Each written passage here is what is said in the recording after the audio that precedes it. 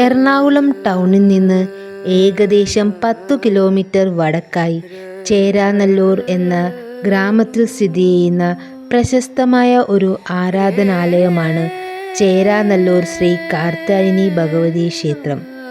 ആദിപരാശക്തിയായ കാർത്യായനി ഭഗവതിയാണ് ഇവിടുത്തെ പ്രധാന പ്രതിഷ്ഠ.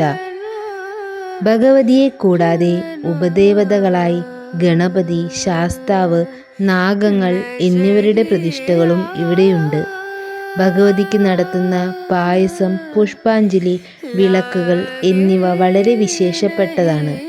ഭക്തരുടെ ദുരിതങ്ങൾ അകറ്റി ഐശ്വര്യവും സമാധാനവും നൽകുന്ന ദേവിയായാണ് അവിടുത്തെ ഭഗവതിയെ സങ്കല്പിക്കുന്നത്. കേരളത്തിലെ 108 ദുർഗാക്ഷേത്രങ്ങളിൽ ഒന്നാണ് ഈ ക്ഷേത്രം. കുംഭമാസത്തിലെ രോഹിണി നക്ഷത്ര ദിനത്തിലാണ് ക്ഷേത്രത്തിലെ 9 ദിവസത്തെ വാർഷികോത്സവം ആരംഭിക്കുന്നത്. ക്ഷേത്രത്തിൽ സുഗന്ധമുള്ള പൂക്കൾ ഉപയോഗിക്കരുതെന്നും ഘോഷയാത്രകൾക്കും എഴുന്നള്ളിപ്പുകൾക്കും പെണ്ണാനകളെ മാത്രമേ ഉപയോഗിക്കാവൂ എന്നും ഒരു ചട്ടമുണ്ട്.